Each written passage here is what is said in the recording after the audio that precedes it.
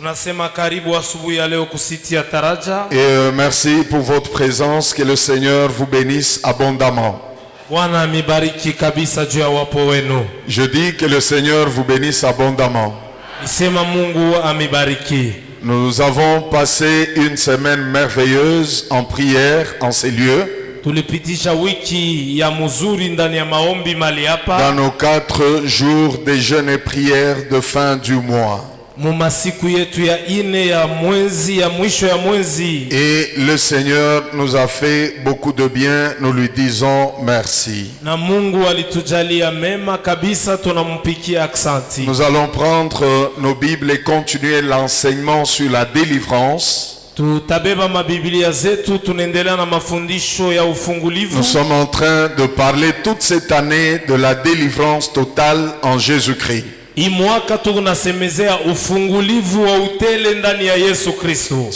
est bon, Dieu veut la délivrance de tout son peuple.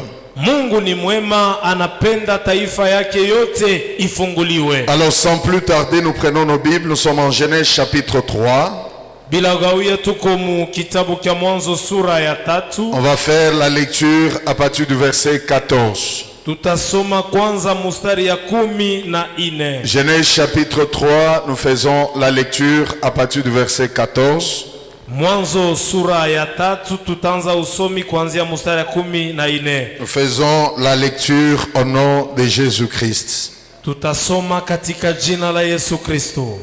L'Éternel Dieu dit au serpent: puisque tu as fait cela, tu seras maudit entre tous les bétails, entre tous les animaux de champ.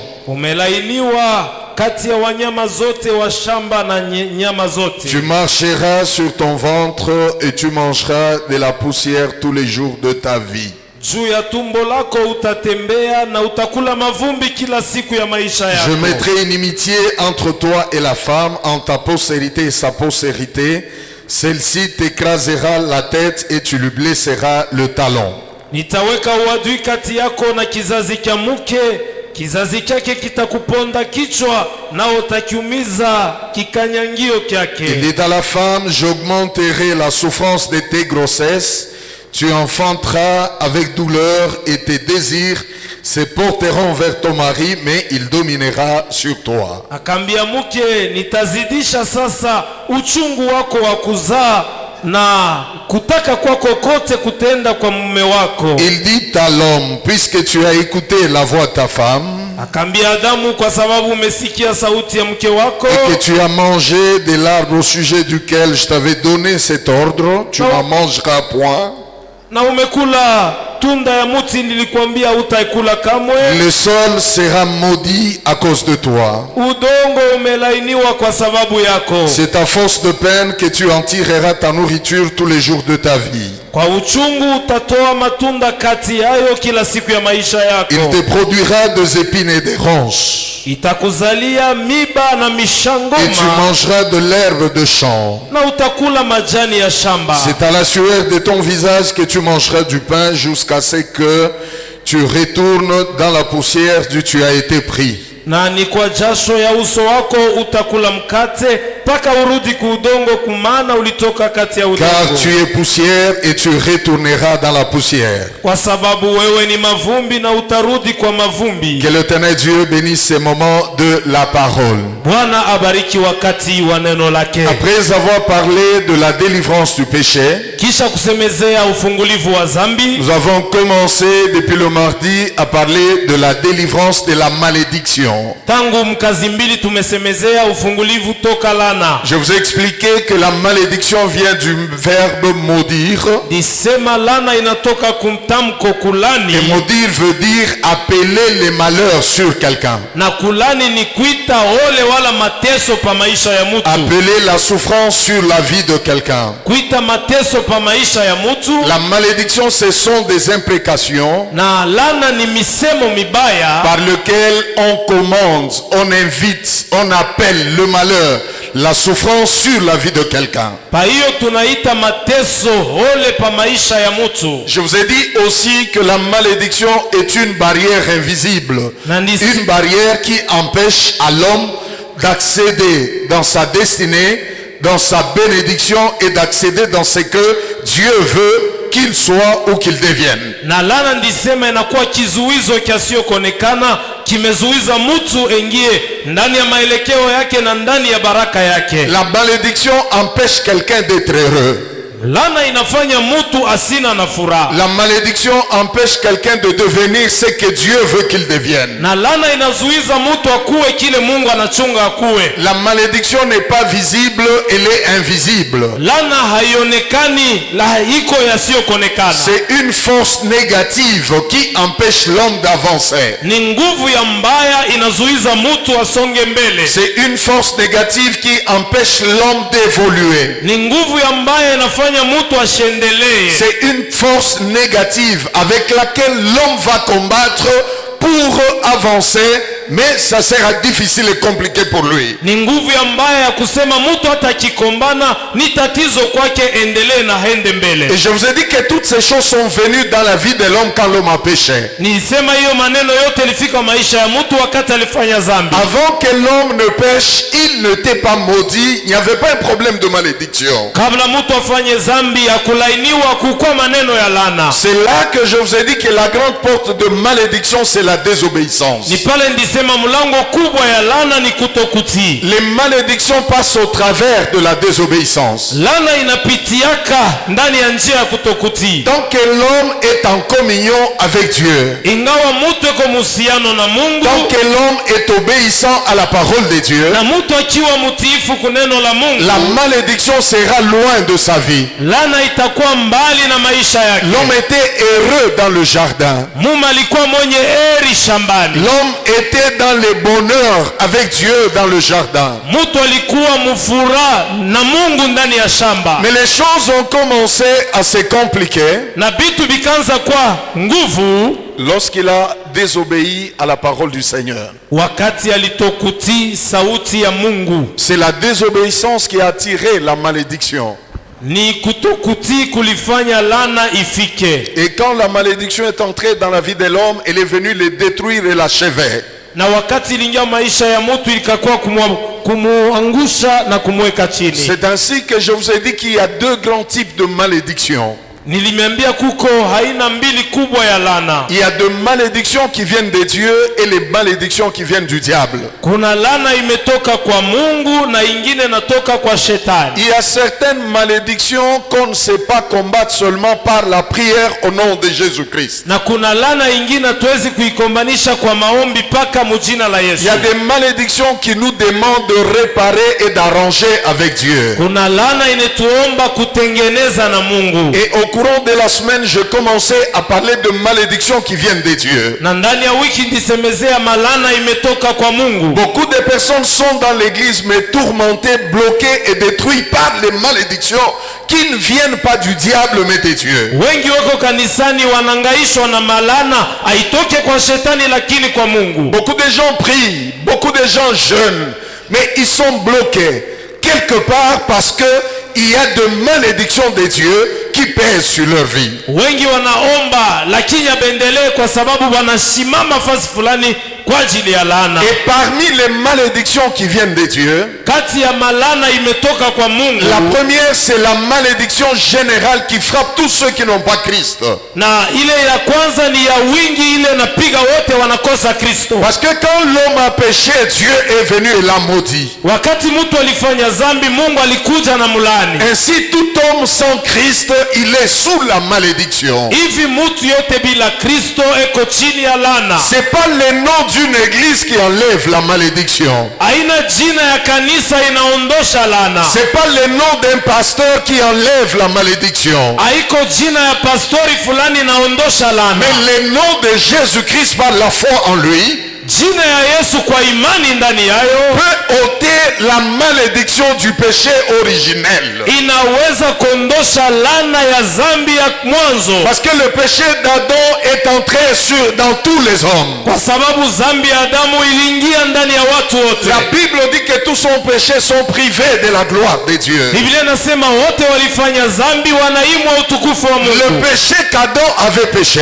Dhambi hiyo Adamu alifanyaka, le péché qu'il avait commis, hiyo dhambi alitendaka, s'est transmis à tous les hommes sur la terre. ikambukiziwa watu wote duniani, Et la malédiction qui a été prononcée sur Adam na laana ilisemewa pa Adamu s'est répandue sur tous les hommes. ikaenda juu ya watu wote, Et cette malédiction ne peut être ôtée na hiyo laana inaweza kuondoshewa que quand nous recevons Jésus-Christ dans notre vie ni paka wakati tunapokea Yesu mu maisha comme yetu Seigneur et Sauveur. kama Bwana na Mwokozi. Lorsque tu acceptes Jésus dans ta vie Ukichika Yesu mu maisha comme yako Seigneur et Sauveur, kama Bwana na Mwokozi, cette malédiction est ôtée. hiyo laana inaondoshwa. Là, c'est la première forme de malédiction qui vient de Dieu. Hiyo ni aina ya kwanza ya laana inatoka kwa Mungu. La deuxième malédiction qui vient de Dieu et qui frappe les hommes, Laana ya pili inatoka kwa Mungu inapiga watu. je parlais de la malédiction liée aux idoles. Nisema laana inambatana na masanamu. Lorsque vous lisez Exode chapitre 20, Mukisoma Kutoka 12 du premier verset jusqu'au 6e, mstari ya kwanza mpaka 6, Dieu parle aux enfants d'Israël. Mungu anasema na watoto wa Israeli, Il dit, vous ne vous ferez pas d'image taillée, anasema mutajifanizia vitu vya kufatula ni de représentation quelconque, au vionesho fulani, des choses qui sont en haut dans le ciel, iwe ya vitu viko juu mbinguni, en bas sur la terre, chini pa udongo, ou en dessous de la terre, au chini ya udongo, pour les adorer, juu pour muviabudu vous prosterner, na kuinama pour les servir. au kuvitumikia. Vous ne ferez pas ces choses. Amutafanya hiyo Parce que vitu, quiconque le fait, ule wote atafanya, Dieu le punira Mungu atamwapiza jusqu'à la 4e génération. mpaka kwa kizazi chake cha ine. Les gens qui servent les idoles, Watu wanayetumikia masanamu, les gens qui adorent autre chose que l'Éternel notre Dieu créateur, watu wameabudu vitu vingine kuliko Mungu ils mumbaji, sont frappés de la malédiction. wanapigwa na laana. Et cette malédiction va jusqu'à la 3e génération. Hiyo laana inaenda mpaka kizazi cha tatu, Et c'est à la 4e génération que la malédiction est ôtée. ni kwa kizazi cha ine njo laana Dans inaondoshewa. cette catégorie, je vous ai dit, Muhiyo kunji ndimiambia il y a même des fausses religions muko madini ya où bongo, les gens adorent certains visages, mule batu banabudu mauso ingine, où les gens se font des idoles kule watu wanajifanizia sanamu pour commencer à les adorer. kwani jua ya budu. Il y en a qui mettent des images de certains personnages. Kuna wengine waneka mapicha ya watu fulani, Les autres vous diront c'est la photo de Jésus. mwingine atakwambia ni picha ya Yesu. La Bible dit que nous qui les connaissons, Biblia inasema sisi nous tunamfahamu, devons l'adorer en esprit et en vérité. tunapasha kumwabudu ndani ya roho na ndani ya kweli. Nous n'avons pas besoin d'une représentation de Dieu. Hatuhitaji kufanya kionesho fulani cha Mungu. Dieu n'est pas corps. Mungu ana kimwili, Dieu n'est pas dans une statuette. Mungu ana ndani ya kasanamu, Dieu n'est pas dans une photo. Mungu ana ndani ya picha. Dieu, il est dans sa parole. Mungu ako muneno lake. Et la Bible dit qu'il est esprit et vie. Biblia inasema ni roho na uzima. Et ceux qui l'adorent Wale wanamwabudu doivent l'adorer en vérité et en esprit. wanapasha kumwabudu ndani ya kweli na ndani ya roho. Tous ceux qui servent le diable Wale wote wanatumikia shetani dans la magie, ndani ya uchawi, dans le fétiche, ndani ya dans madawa, la sorcellerie ndani ya et ulozi dans toutes les choses semblables, na muvyote vinafanana, ce sont des idolâtres ni wenye kuabudu et sanamu ils sont frappés par cette malédiction. na wanapigwa na hiyo laana. Et cette malédiction ne se limite pas seulement à toi. Hiyo laana itashimamia paka pako, Elle va sur tes enfants, itenda pa batoto sur yako, les enfants de tes enfants, pa batoto ya batoto sur les yako, enfants des enfants de tes enfants. pa batoto ya batoto ya C'est batoto à la quatrième génération qu'elle sera ôtée. Ni kwa kizazi cha ine njo itaondoshewa. Voilà pourquoi je vous ai exhorté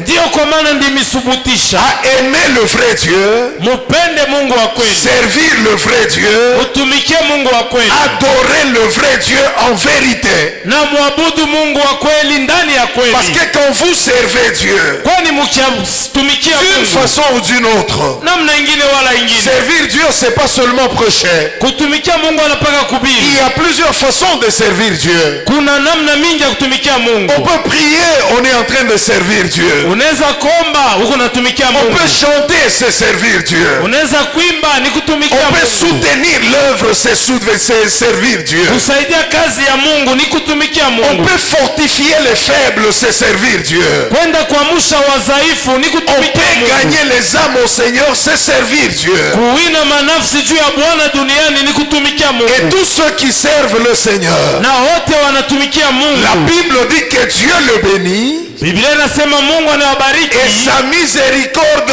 va jusqu'à 1000 générations. na rema yake nenda mpaka kizazi cha 1000. Alors si vous aimez vos enfants, Kama munapenda batoto yenu, montrez-leur la voie du Seigneur. muboneshe njia ya Bwana. Montrez-leur le chemin de Dieu. Muboneshe njia ya Mungu. Servez vous-même le vrai Dieu. Mutumikie mwe benye Mungu wa Et même kweli. après vous, Kisha mwemwe Dieu bénira vos enfants. Mungu atabariki batoto yenu. Tous ceux qui servent le Seigneur, Bote banatumikia Mungu, leurs progénitures sont bénies. kizazi kyao Vous kinabarikiwa. pouvez laisser aux enfants de l'argent Unaweza kuacha batoto pesa qu'ils peuvent dilapider et terminer.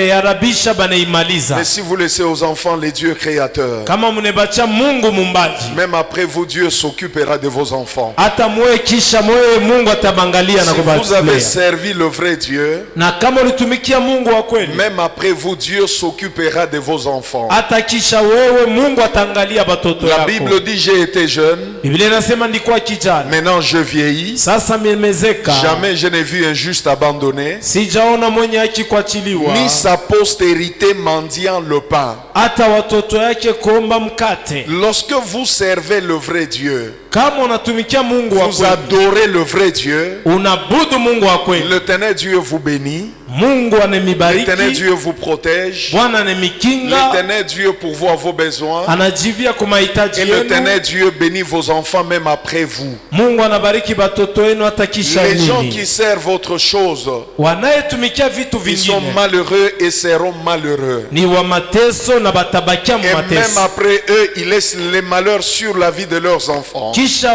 bo banacha ole pa maisha ya batoto yao. La troisième malédiction qui vient de Dieu, Lana ya tatu imetoka kwa Mungu. je vous ai parlé de la malédiction de la dîme. Ndisema lana ya chekumi. Et là, nous étions dans Malachie chapitre 3 que nous allons lire ensemble avec vous.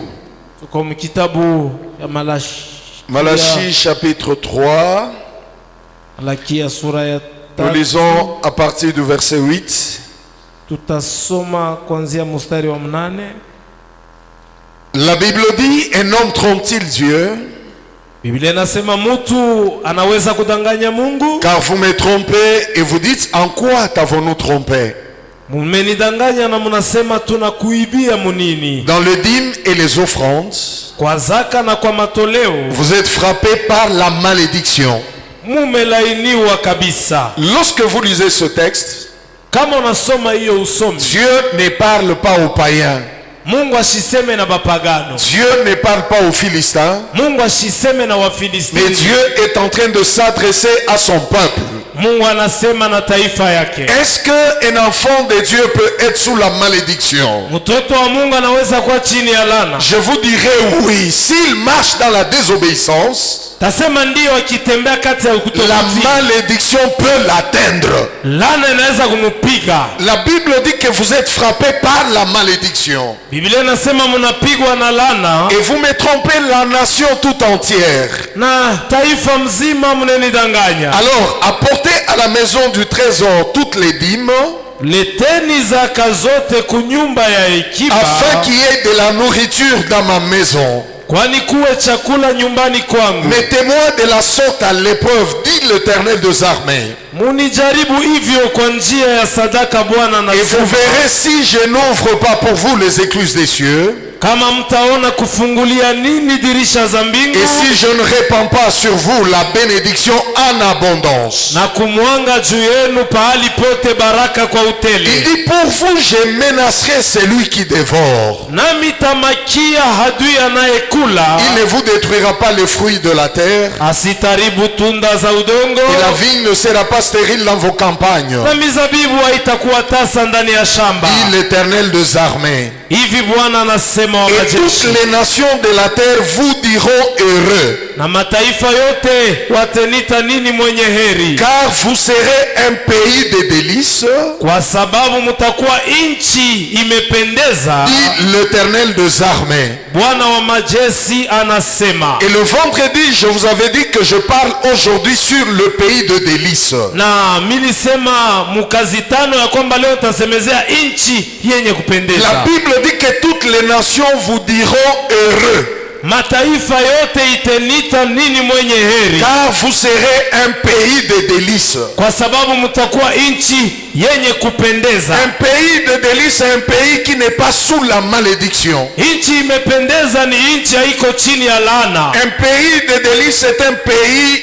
sur qui le ciel est ouvert et Dieu répond sa bénédiction avec abondance. Nchi ya kupendeza ni hiyo nchi, mbingu iko wazi juu yayo na Mungu anabwanga baraka. Un pays de délices, c'est un pays qui est agréable à Dieu. Hiyo nchi yenye kupendeza ni nchi inafurahisha Mungu. Un pays de délices, c'est un pays que les autres envient. Inakuwa nchi ile watu wengine wanatamania. Un pays de délices, c'est un pays qui vit le bonheur de Dieu. Nchi yenye kupendeza ni nchi inaishi heri ya Mungu. Un pays de délices, c'est un pays qui reflète la gloire de Dieu. Nchi yenye kupendeza ni hiyo inaonesha utukufu wa Mungu. Et il est possible de marcher avec Dieu et de devenir un pays de délices. Inawezekana kutembea na Mungu na kuwa mtu wala nchi yenye kupendeza. Un pays de délices, c'est un pays qui vit la paix de Dieu. Nchi yenye kupendeza ni nchi inaishi salama ya Mungu. Le pays de délices, Nchi yenye kupendeza c'est un pays qui est sécurisé par Dieu. ni nchi inalindiwa na kukingwa na Mungu. C'est un pays que d'autres envient. Ni nchi inaleta hamu. La Bible dit que toutes les nations de la terre vous diront heureux. Biblia inasema mataifa yote itanita mwenye heri. Alors pour devenir un pays de délices, Zumuwe nchi yenye kupendeza. la Bible dit que vous devez éviter de tromper Dieu. Biblia inasema musidanganye Mungu. Éviter de voler Dieu. Mwepukane na kuiba Mungu. Beaucoup de personnes ne sont pas pays de délices Wengi wana nchi yenye kupendeza parce qu'ils se croient plus intelligents que Dieu. wanazani weko akili kuliko Mungu. Ils se croient plus malins que Dieu. Wanaona weko wakalamushi kushindia Mungu. La Bible dit, un homme trompe-t-il Dieu? Biblia inasema mtu anaweza kudanganya Mungu. Vous me trompez la nation tout entière. Taifa mzima mnanidanganya. Nous étions en prière toute la semaine. Tulikuwa mu maombi wiki yote. Et je vous ai dit que 90% Ndisema wingi kabisa de requêtes que les gens adressent à Dieu, ya maombi ile watu wanapeleka kwa Mungu c'est lié aux choses de la terre. inalingana na vitu vya dunia. Les gens ont besoin du travail. Watu wanapenda bapate Les kazi. gens ont besoin de la promotion. Wengine wanapenda bapate Les gens ont cheo. besoin de la stabilité. Watu wanapenda kupata Les ustare. gens ont besoin de se marier. Watu wanapenda waolewe. Parce que même pour se marier, il faut avoir la dot. Juu hata bapate ndoa, wengie mundoa inabidi kuwa na Les mali. gens ont besoin de payer leur loyer. Watu wanapenda kulipa manyumba ile Les gens ont besoin d'avoir un véhicule. Mtu anapenda uwe na gari. Et toutes ces choses, Dieu ne les refuse pas à son peuple. Hivi vyote Mungu asivikatalie taifa Mais yake. le Dieu des cieux est un Dieu de principes. Mungu wa mbingu ni Mungu wa kanuni. Il est le Dieu qui a des voies tout tracées. Ni Mungu uko na manjia imenyoloka. Il est le Dieu qui montre à l'homme comment il doit marcher pour avoir ce dont il a besoin. Ni Mungu anaambia mtu namna gani kutembea apate ile anahitaji. Et la Bible dit que ce qu'un homme aura semé, il le moissonnera. Na Biblia inasema hiyo mtu atapanda atayavuna. Quelqu'un ne peut pas semer le maïs Hauwezi unapanda muhindi et s'attendre à récolter les arachides. na kuchunga uvune kalanga. Ou il plante le maïs Wala anaotesha muhindi et il veut récolter les haricots. anapenda malaki itoke. C'est ce que tu sèmes que tu récoltes. Ni ile unapanda njo utavuna. Pourquoi nous venons à l'église? Kwa nini tunakuwa kanisani? Nous venons pas seulement pour adorer Dieu. Hatukuye paka juu ya kuabudu Mungu. Adorer Dieu, nous devons le faire. Kuabudu Mungu tunapasha kufanya. Parce que nous sommes ses créatures. Sisi ni viumbe vyake. Et il est notre créateur. Yeye ni muumbaji wetu. Mais nous venons aussi à l'église Tunakuya kanisani pia pour connaître les voies de Dieu. ni njoo tujue manjia za Mungu. Le chrétien doit connaître les voies de Dieu Mkristo anapasha kujua njia ya Mungu afin de marcher en elle. kwani atembee ndani ya umo. Quand on devient chrétien, Kama unakuwa Mkristo, on ne vit plus comme on veut. hatuishi vile tunapenda. On ne fait plus ce qu'on veut. Haufanyi kile unataka Et on ne part pas là où on veut. na tuende kule unapenda. Un chrétien, c'est quelqu'un qui appartient à Christ. Mkristo ni mtu wa Mungu. Nous sommes son épouse. Sisi ni bibi harusi. Il est notre époux. Yeye bwana harusi. Une femme mariée Mke mwenye kolewa ne vit plus comme quand elle était célibataire. asiishi tena kama vile alikuwa mbalaka. Elle dépend de quelqu'un. Analingana na mtu. Elle a besoin de l'autorisation. Inabidi bamuruhusu. Elle a besoin des orientations. Inabidi bamongoze. Elle doit plaire à son mari. Anapasha kupendeza bwana Elle yake. doit marcher selon les directives de son mari. Anapasha kutembea vile Bwana anasema. Ainsi en est-il de l'église. Jo hivi kanisa inapasha kuwa. Lorsque nous donnons nos vies au Seigneur, Tukitoa maisha yetu kwa nous Bwana, entrons en Christ. tunaingia ndani ya Nous Kristo. devenons chrétiens. Tunakuwa Bakristo. On ne fait plus ce qu'on veut. Hatufanye kile tunapenda. Non. Hapana. Beaucoup sont malheureux. Wengi ni wenye mateso, Avec beaucoup de prières sans résultat. maombi mengi bila jibu. Parce qu'ils sont à l'église. Jubeko kanisani, Mais ils vivent comme ils veulent. lakini banaishi vile banapenda. Ils s'orientent selon leurs pensées. Bao pekee banejiongoza na mawazo yao. Prier c'est très bien. Maombi ni mzuri, Mais la prière n'enlève pas les souscriptions, les prescriptions, les orientations et la parole de Dieu. maombi hayondoshe maagizo ya Mungu, makanuni ya Mungu na neno la Mungu. La prière est une portion de la parole. Maombi ni sehemu ya neno. Le chrétien doit connaître la parole et marcher dans la parole. Mkristo anapasha kujua neno na kutembea muneno. Dieu règle tous les comportements dans tous les domaines de la vie de l'homme.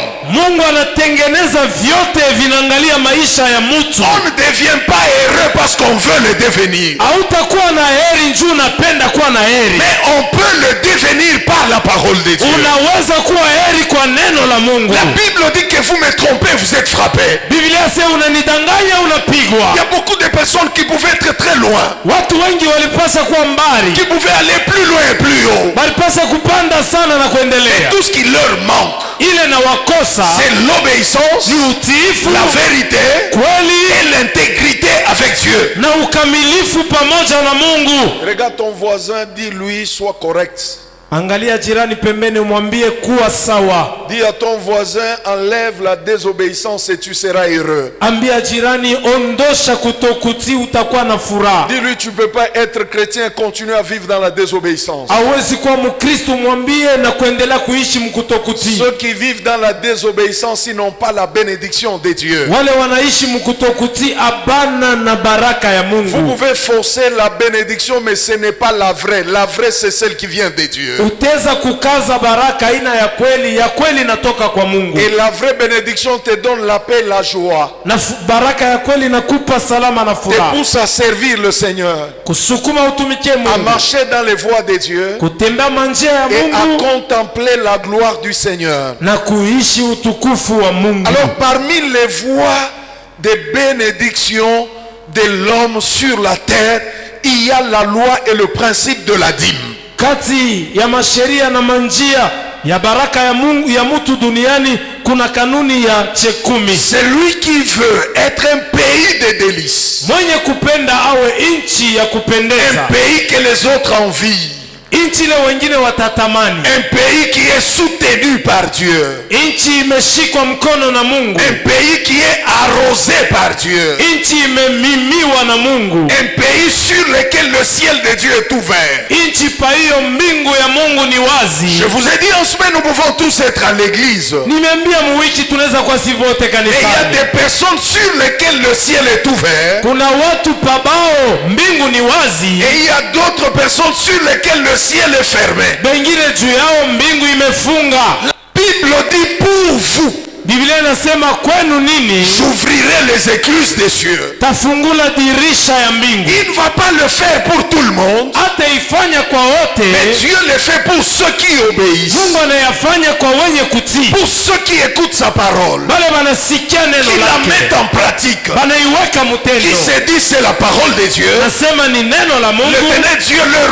ouvre le ciel Bwana anawafungulia mbingu. afin de répandre sa bénédiction avec abondance. Kwani ya mwange baraka kabisa juu yao. Et parmi les malédictions liées à la dîme, Kati ya malana inaungana kuchekumi. je vous ai dit que la première malédiction, Nisema lana ya kwanza pour celles qui sont liées à la dîme, kwa ile naungana kuchekumi. c'est la malédiction du dévoreur. Ni lana ya mwenye kupepeta. La Bible dit que celui qui paye pas la dîme, Biblia inasema ula silipe chekumi. il est envahi par les dévoreurs et les destructeurs.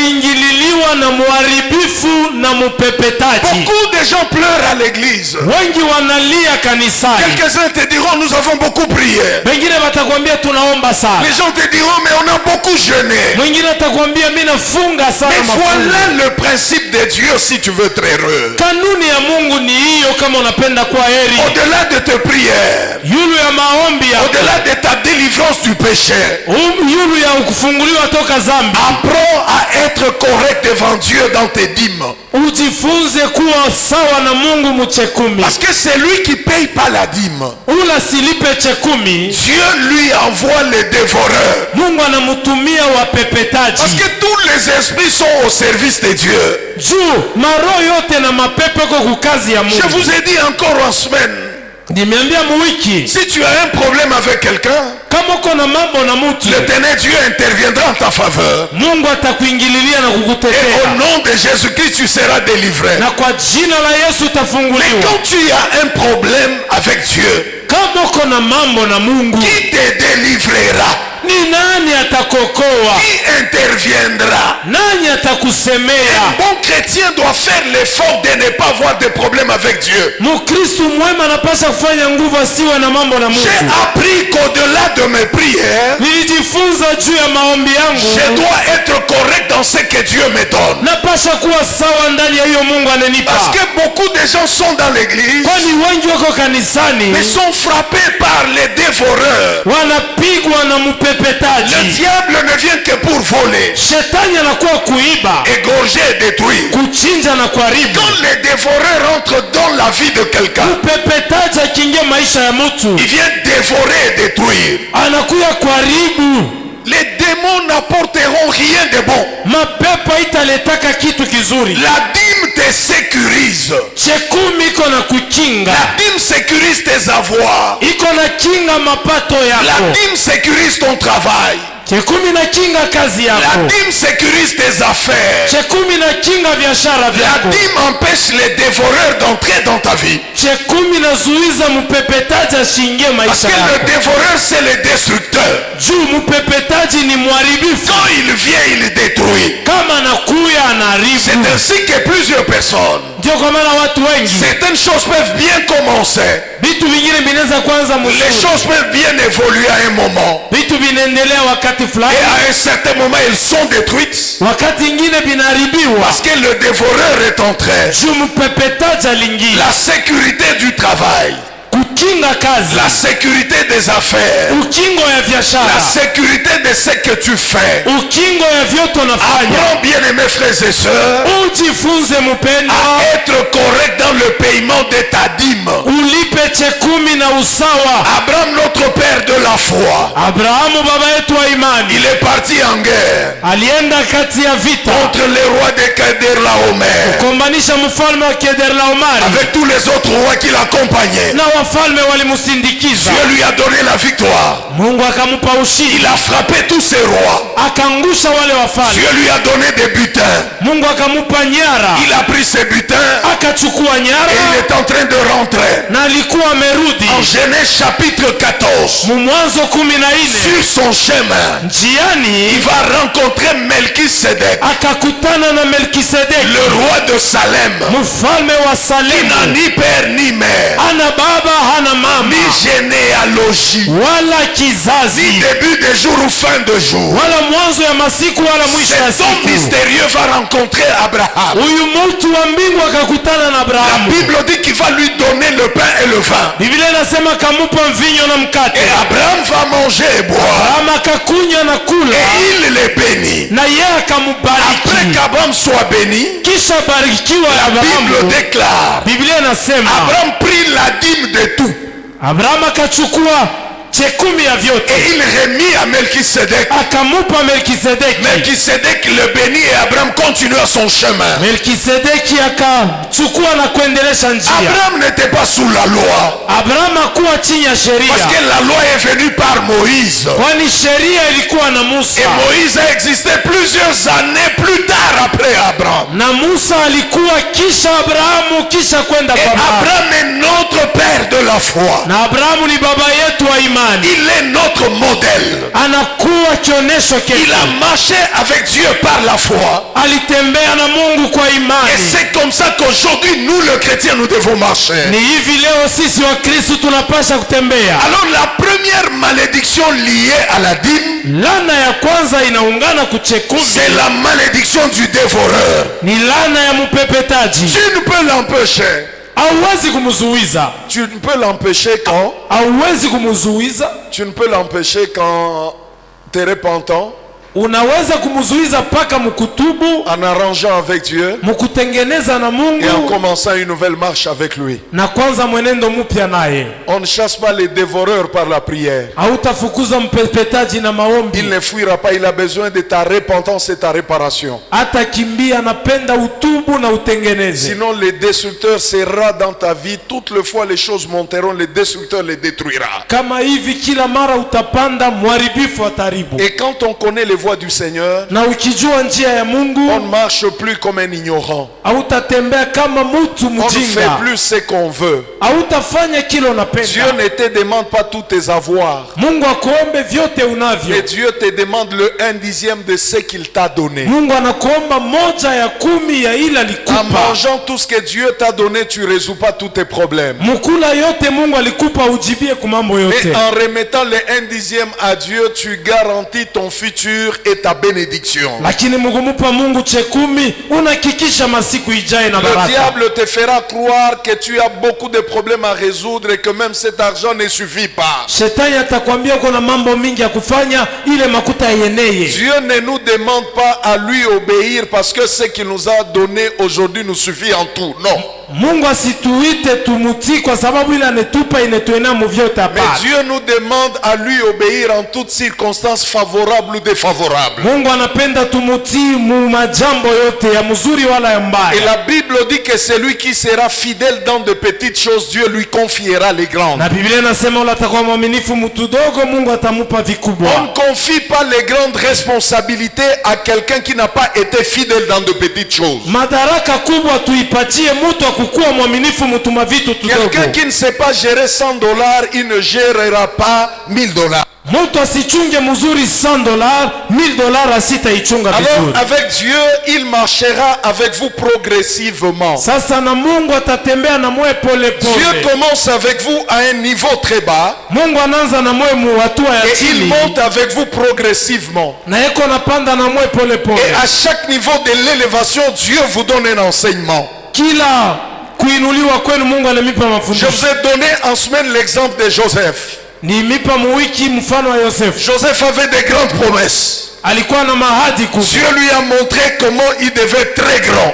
Mungu alimuonesha vile atakuwa kabambi kubwa. Et comment toute sa famille devait se prosterner devant lui. Na namna gani jamaa yote ilipaswa kuinama mbele yake. Il ne l'est pas devenu le même jour. Hakuikuwa siku moja moja ile. Regardez comment Dieu marche avec Joseph. Oneni vile Mungu anatembea na Yosefu. Chez ses parents, Joseph était fidèle. Kubazazi yake Yosefu alikuwa mwaminifu. Il avait le respect des parents et obéissant aux parents. Alitii wazazi, alikuwa na heshima yao. Et à cause de ça, son père l'a aimé. Juu ya hiyo baba yake alimpenda. Et lui a donné la tunique à plusieurs couleurs. Na kumupa kanjo ya rangi nyingi. Cela a créé la haine de ses frères. Ilileta chuki ya wanduku yake. Ses frères vont l'arrêter en brousse. Wakamushika porini. Le jeter dans la citerne. Wanamtupa ndani ya birika. Ils vont le vendre chez les Madianites. Wakamuzisha kwa Wamadiani. Joseph est toujours fidèle à Dieu. Yosefu alibaki paka mwaminifu. Correct avec Dieu.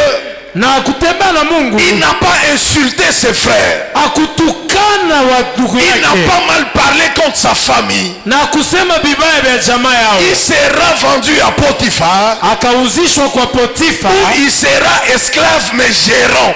Kula kuwa alikuwa mtumwa lakini mwongozaji. Il est chez Potiphar comme esclave. Eko kwa Potifa kama mtumwa. Mais on lui donne la responsabilité de toutes les affaires de Potiphar. Na banamupatia madaraka pa vyote vya Potifa. Parce que tout ce qu'il touchait prospérait. Kwa sababu yote aligusa iliendelea. Quand vous êtes fidèle à Dieu, ukiwa mwaminifu kwa Mungu, ce que vos mains touchent, ile migono yako inagusa, ça prospère. Inastawi. Quand vous avez la bénédiction de Dieu sur vous, uko na baraka ya Mungu juu yako, tout ce que vos mains touchent, yote utagusa, prospère et avance. vitendelea na kustawi. Mais quand vous avez la malédiction, ukiwa na laana, tout ce que vos mains touchent, yote mikono itagusa. même la télécommande ici, hata hii telecommande, la télé peut brûler, utasikia television inalungula, la télécommande s'abîme, telecommande inavunjika, les choses se détruisent facilement dans la maison, vitu viko narabika munyumba na parce que le dévoreur est en train de faire son travail.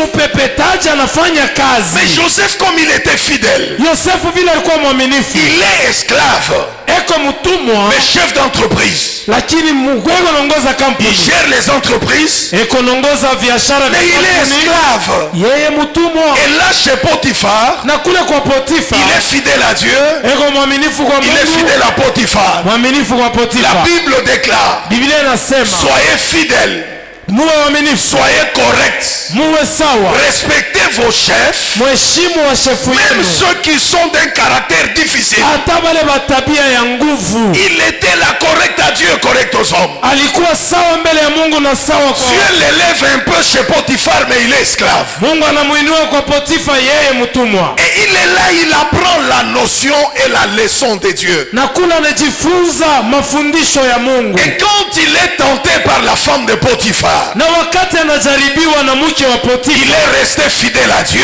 alibaki mwaminifu kwa Il Mungu, n'a pas touché à la femme d'autrui. akugusa bibi wa Parce wenyewe. que la Bible déclare, Juu Biblia inasema la femme d'autrui, ce sont les charbons ardents.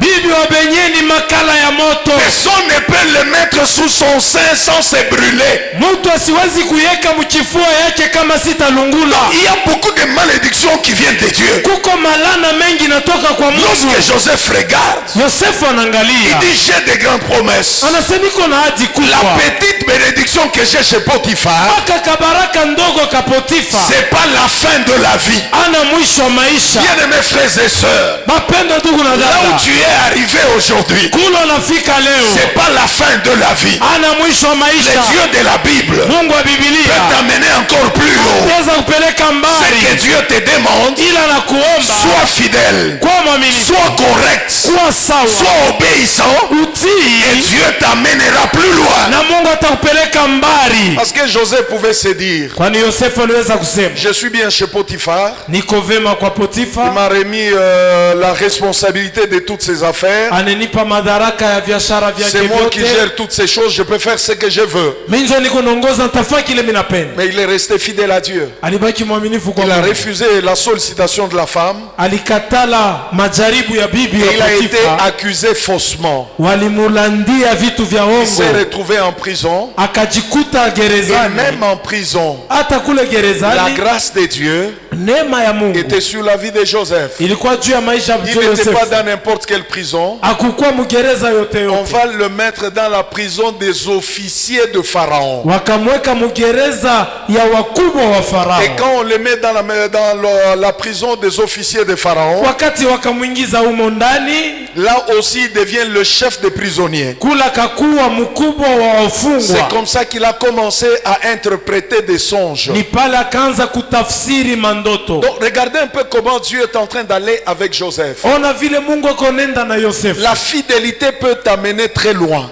Uaminifu inaweza kupeleka La mbali. fidélité à Dieu peut t'amener plus haut. Uaminifu inaweza kupeleka juu. Nous ne sommes pas de ceux-là qui regardent, qui pensent que c'est le diable qui peut élever, qui peut amener les gens n'importe où. Nous croyons que le Dieu de la Bible, il est le Dieu de grâce, il est le Dieu de bénédiction, il est le Dieu d'élévation. La Bible déclare, si tu obéis, si tu es fidèle, tu seras un pays de délices et les gens, les nations de la terre te diront heureux.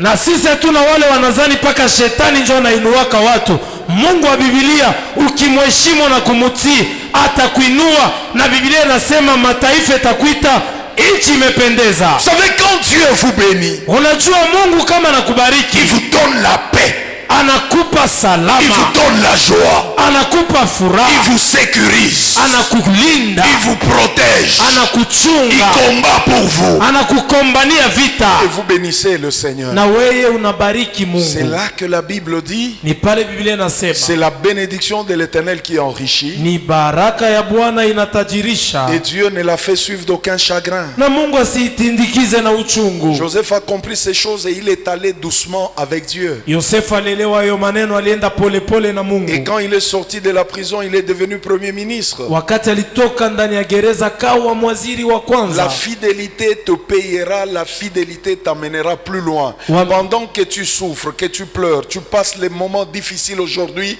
le diable peut te faire croire que c'est ça la fin. Mais c'est pas la fin parce qu'il y a quelque chose que le Seigneur va faire dans ta vie. Ouais, C'est mais- pas la fin. Haina mwisho, jua ya kwamba kuna kitu Mungu atafanya kabla mwisho wa maisha Les gens yako. peuvent te proposer des pistes, des solutions pour t'empêcher à devenir ce que Dieu a déjà préparé pour toi. Watu wanaweza kukuonesha manjia zingine njuma kuzuize usiwe kile Mungu anatayarisha juu La yako. femme de Potiphar était un obstacle pour empêcher Joseph de devenir ce que Dieu avait déjà préparé pour lui. S'il n'avait pas le discernement, il resterait chez Potiphar et sa vie finirait là-bas. Beaucoup de personnes sont restées chez Potiphar, sont restées dans des petites bénédictions qu'ils croient eux être grandes pendant que Dieu le voyait au sommet et Dieu avait déjà préparé des choses pour leur vie. Na Yosefu kama kuwa na utambulifu wa maroho aliweza kubaki kwa Potifa kwa sababu mke wa Potifa alikuwa kizuizo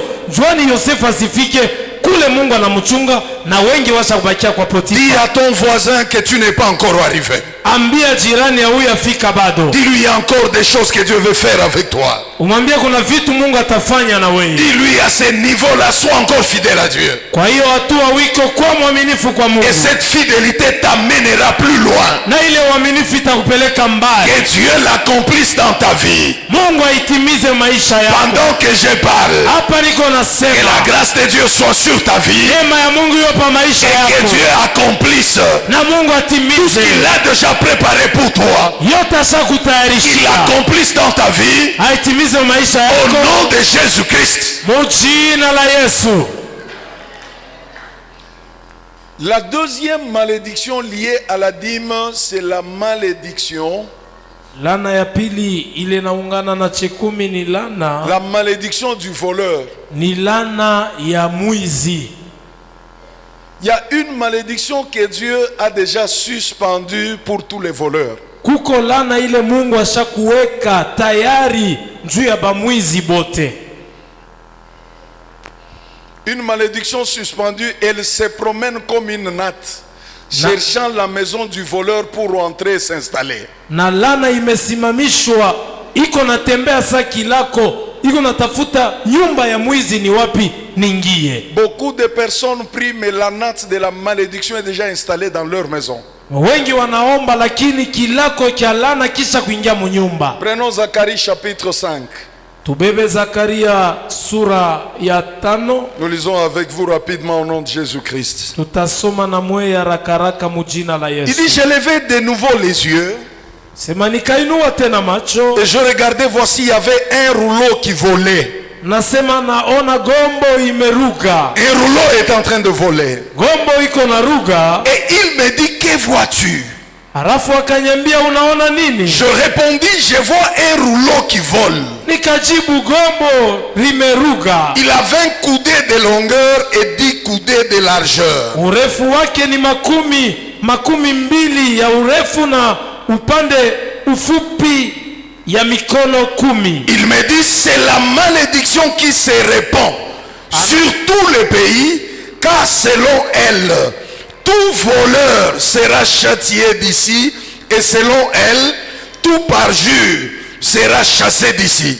Anasema ni lana imeruga na imeenda nchi nzima, kwa maana kila mwizi atapigwa na mwenye kuapa ongo atapigwa vile vile. Je la répands, dit l'Éternel des armées, afin qu'elle entre dans la maison du voleur et de celui qui jure faussement à mon nom. Ninaitoa, Bwana wa majeshi anasema, kwani ingie kwa nyumba ya mwizi na nyumba ya mwenye kuapa uongo, afin qu'elle y établisse sa demeure et qu'elle la consume avec le bois et le pierre. Itekaa katika nyumba yake na kuipepeta na kuni hata na mawe zote. Cette malédiction est comme un rouleau. Iyo lana iko kama gombo. Elle est suspendue et elle marche. Iko na ruga na kutembea. Dans d'autres termes, on l'appelle une natte. Matamko ingine wanaita kama kilako. Dieu l'envoie vers deux catégories de personnes. Mungu anaitumia aina mbili ya watu. La première catégorie, c'est la catégorie des voleurs. Kundi ya kwanza ni kundi ya bamwizi. Or dans Malachie, la Bible dit, vous me volez. Na Mumalakia Biblia nasema muko neniba. Tes amis volent leurs amis. Barafiki banaiba barafiki benzao. Quand bien même c'est pas bien. Hata kama ina mzuri. Mais toi tu as laissé les hommes et tu es entré même dans le domaine de Dieu pour voler Dieu. Wewe unaacha kuiba bantu, unaanza kuiba Mungu. Dieu ne laissera pas impuni celui qui les vole. Mungu ataacha kuapiza ule konaiba. Alors cette malédiction plane. Na hiyo lana iko na luka iko na zunguluka. Elle cherche la maison du voleur. Iko natafuta nyumba ya mwizi. Qui vole ma dîme? Qui mange ma dîme? Nani anakulaka chekumi? Nani mwizi? Et la Bible dit qu'elle cherche cette maison pour s'y établir. Na Biblia inasema iko natafuta ile nyumba ipate kuikala. Quand elle trouve la maison, elle y entre. Kama inapata nyumba inaingia. Elle s'y établit. Inekala. Et la Bible déclare, na Biblia inasema elle consume tout. Iko na pepeta vyote. Même les bois. Ata mankuni. Même des pierres. Ata majiwe. C'est pourquoi vous verrez certaines personnes évoluer, avancer pour un temps. À un certain moment, quand tu n'es pas fidèle à la dîme, la malédiction du voleur entre. Elle commence à consumer petit à petit. Il y a d'autres personnes. Quand vous voyez ce qu'ils étaient, ce qu'ils sont devenus, vous vous dites, mais qu'est-ce qui se passe? Bien-aimés frères et sœurs, si tu es fidèle, si tu es obéissant, si tu gardes la parole, si tu respectes Dieu, tu lui donnes ce qui est à lui, tu restes avec ce qui est à toi, l'Éternel Dieu t'amènera de plus en plus haut. Mais quand tu prends prends ce qui est à lui, kama unabeba ya Mungu, la malédiction du voleur, lana ya mwizi elle consume le bois et les pierres. iko na pepeta majiwe na mankuni, Et cette malédiction na hiyo lana ne peut pas être ôtée par une déclaration d'un pasteur. haitaondoshewa kwa kukiri ya pastori. Je peux avoir la bonne volonté, Mimi naweza kuwa na mapenzi mema, mais tu as des choses à réparer avec Dieu. uko na mambo ya kutengeneza na Il faut Mungu. d'abord que tu répares avec Dieu, Tengeneza mbele na et Mungu, l'homme de Dieu priera pour toi. na muntu wa Mungu Mais quand atakuombea. tu n'as pas réparé avec Dieu, Kama utengeneze, la malédiction consumera. lana C'est itapepeta. pas un homme qui le dit, Ana muntu anasema, c'est Dieu qui le dit. ni Mungu Et le anasema. prophète est en train de le voir. Nabii eko naona Comment le rouleau est en train de circuler. namna gani gombo iko Il natembea. dit que le rouleau est en train de chercher la maison du voleur. Gombo inatembea na kutafuta nyumba ya mwizi. Moi, je ne t'appelle pas voleur, Mimi sikuite mwizi. mais c'est Dieu qui dit vous me volez. Mungu tu anasoko na mu naiba. Celui qui vole Dieu se connaît lui-même. Ula nebaka Mungu Des ashakuliwa. fois, tu as des problèmes dans la maison, Wakati ngine uko na mambo munyumba, des problèmes de maladie, mambo ya des magonjwa, problèmes qui se compliquent, mambo iko des tatizo, problèmes difficiles. mambo ya nguvu. Des fois, c'est à cause de ces choses. Saa zingine ni mambo inalingana Quand na hivi une vitu. malédiction entre et commence à consumer, on ne sait pas dans quel domaine elle va s'arrêter. Kama lana inaingia inaanza kupepeta, atujue itasimamia musemo gani. Bien-aimés, arrangeons avec Dieu, soyons corrects avec Dieu. Bapendo, tutengeneze na Mungu, tuwe sawa na Même nous Mungu. qui servons le Seigneur, Hata shibale à la tunatumikia parole, nous Mungu, sommes appelés à être fidèles à Dieu. kuneno tunaitwa kuheshimu Parce que Mungu. Jésus-Christ est à la porte. Juu Yesu yuko pa mlango. Regardez ce que le monde est en train de vivre aujourd'hui. Ona ile dunia iko naishi On leo. a fait 2 ou 3 ans avec Covid. Tulifanya miaka 3 hapa covid.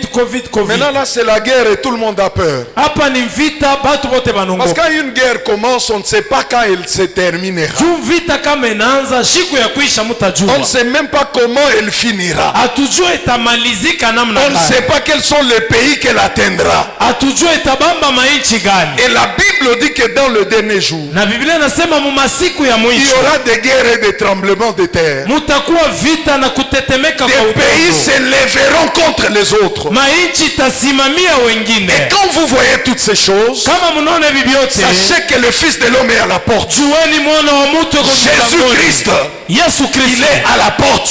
eko mlangoni. Arrange ta vie avec Dieu. Tengeneza maisha Arrange na ton Mungu. cœur avec Dieu. Tengeneza roho na Mungu. L'argent restera. Makuta Les itabakia. habits resteront. Mavazi Les itabakia. bâtiments resteront. Ima manyumba Mais itabakia.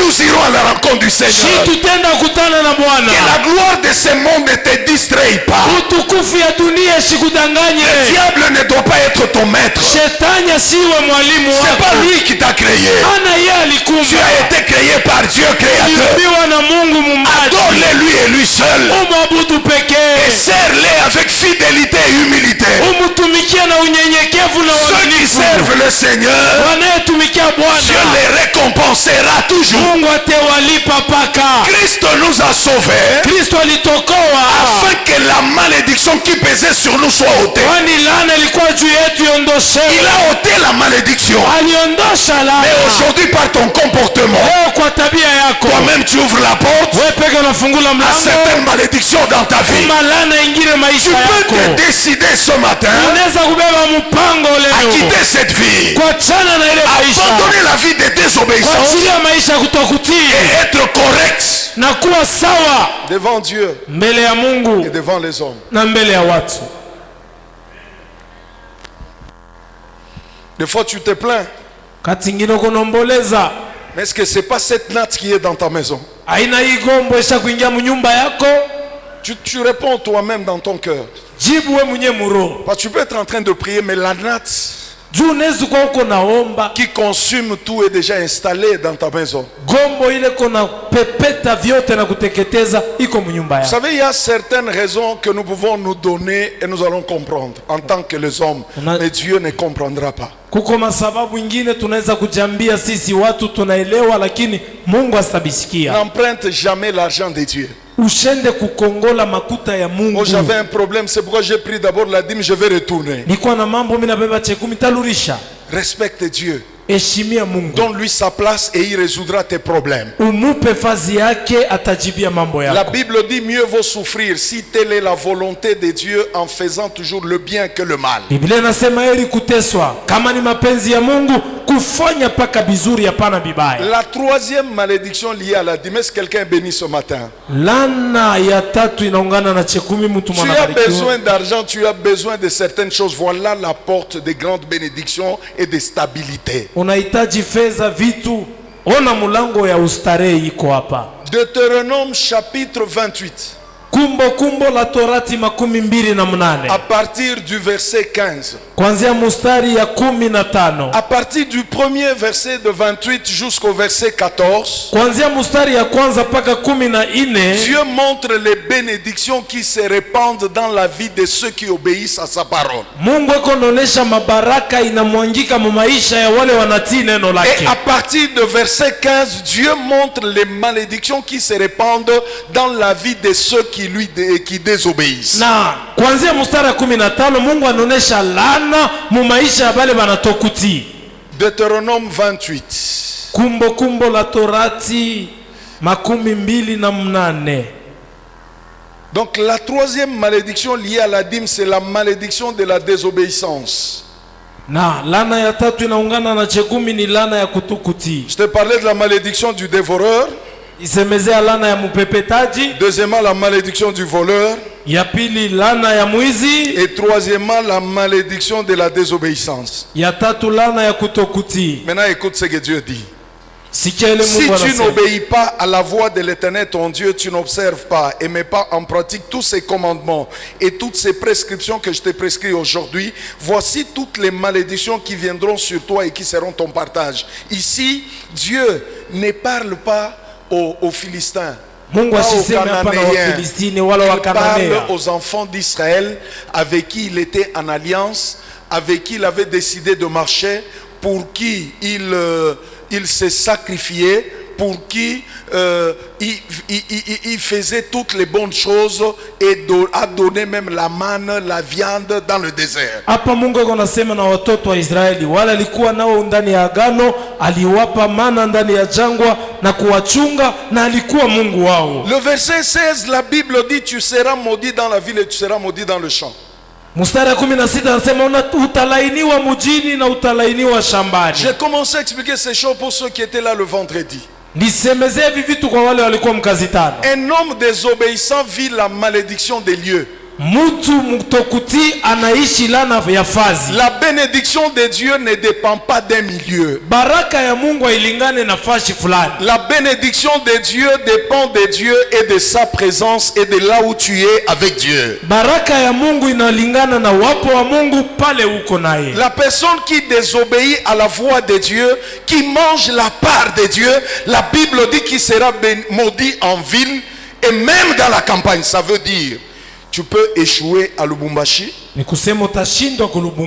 Tu vas en Europe, tu échoues. Unaenda Europa unashindwa. Tu vas à Kinshasa, tu échoues. Unarudi Kinshasa unashindwa. Tu dis non, maintenant je vais aller au village. Unasema hapa mimi narudi kumkini. Avec l'intelligence que j'ai, hii akili niko nayo, je peux réussir au village. Taweza kumkini. Mais tu vas au village aussi. Unaenda kumkini. Tu échoues là-bas. Unashindwa. Parce qu'il y a une force négative qui agit contre toi. Jukuko nguvu ya mubaya inatenda mu maisha yako. Bien-aimés, les malheureux ne sont pas seulement en Afrique. Bapendo wenye mateso abana paka ku Afrika. J'ai vu des malheureux en Europe. J'ai vu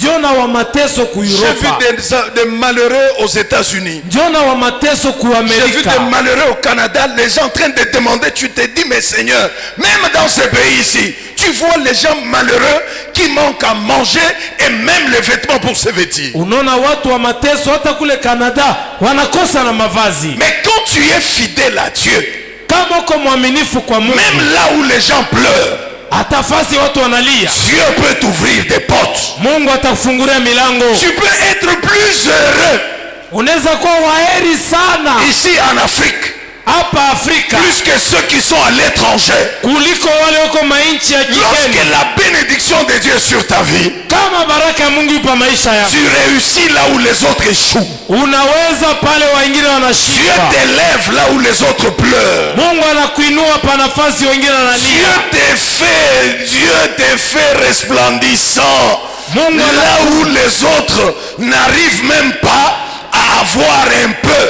Parce que la bénédiction de Dieu est sur ta vie. Mungu anakumelemetesha fazi bengine beko nalia juu baraka yake kupa maisha yako. Il y a des personnes qui ont beaucoup étudié. Kuna watu qui ont des relations. Weko na mahusiano. Qui connaissent les choses et qui ont beaucoup de projets dans leur sac. Banajua mambo mingi na matengenezo kubwa mumusakoshi. Mais qui sont malheureux. Lakini mateso. Rien n'avance. Hakuna ile inaendelea. On ne les désire pas. Hatuhitaji. Bien-aimé, quand tu es fidèle à Dieu, kama uko mwaminifu kwa Mungu, quand tu es obéissant à Dieu, na ukiwa mtiifu, Dieu répand sa faveur sur toi. Mungu anamwanga wema wake et devant toi les portes commencent à s'ouvrir. Mbele yako milango ni wazi. Quand les gens te voient, ils te désirent. Batu bakikona banakutamania. Il y a des gens qui ont des connaissances inutiles. Kuna watu wana maufamu ya shona mana. Beauté inutile. Eko na kiburi cha shona mana. Beauté.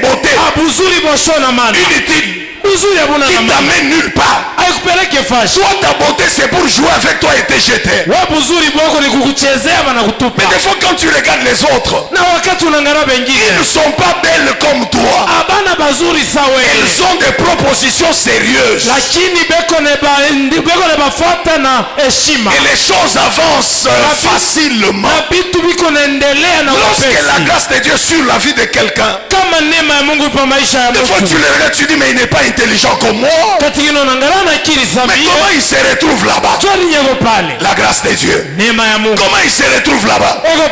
La faveur de Dieu. Comment lui réussit ici? La faveur de Dieu. Mais quand c'est la malédiction, la malédiction, la malédiction, elle empêche à quelqu'un de mettre même la main dans la poche pour te donner 1000 francs.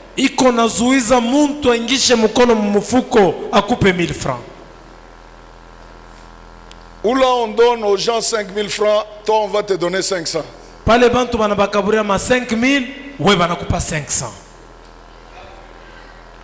Là on peut t'aider, la malédiction dit non, ne lui donne pas d'abord, tu lui donneras même le samedi.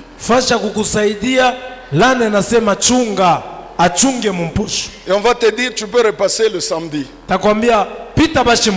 La malédiction alourdit la main de celui qui peut t'aider et te soutenir. Des fois, c'est quand tu es parti qu'il se rend compte que il pouvait t'aider quand tu étais là.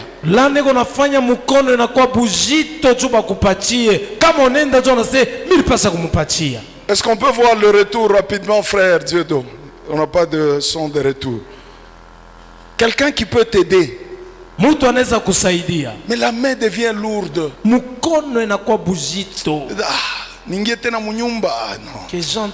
Frère, viens même le mardi. Mon frère, pita mon kazimbiri. Et quand tu repars, après il se rend compte, mais je pouvais l'aider, non? Bon, on verra ça même après. Tu es oublié dans des rendez-vous importants. Parce que la malédiction est un voile qui empêche qu'on te voie et qu'on te bénisse. La malédiction t'envoie les mauvaises personnes sur ton chemin pour te détruire. Et tu remarqueras que ce sont toujours les mauvaises personnes qui sont sur ton chemin, te détruisent et ils partent. Mais quand tu es fidèle à Dieu, l'éternel Dieu balaye ton passage. Dieu enlève les mauvaises personnes. Dieu attire les bonnes personnes. Et Dieu force les gens à te faire du bien.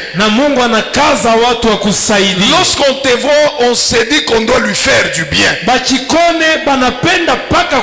Et je prie le Seigneur ce matin pour que Dieu éclaire ta vie. Qu'il mette sa grâce sur ton visage. Afin que toutes les portes qui t'étaient fermées autrefois, qu'elles te soient désormais ouvertes. Et c'est là au nom de Jésus-Christ. Tu as tellement échoué.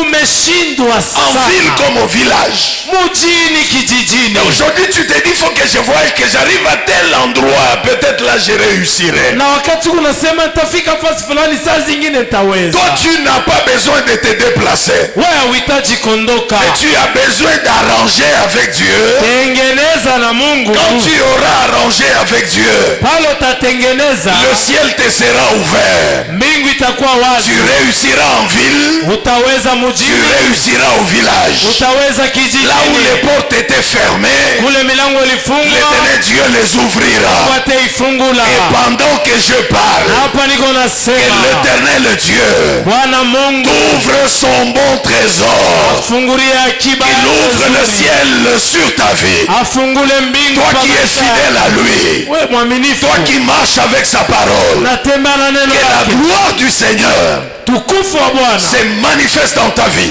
ionekane maisha Au nom yako. de Jésus-Christ. Mjina la Yesu Kristo. Amen. Amen. La Bible dit, Biblia inasema ton corbeille et ta huche seront maudites. kitunga yako na chombo chako cha akiba talainiwa. Corbeille et huche maudites. Kitunga na chombo ya akiba inalainiwa. La corbeille c'est un panier.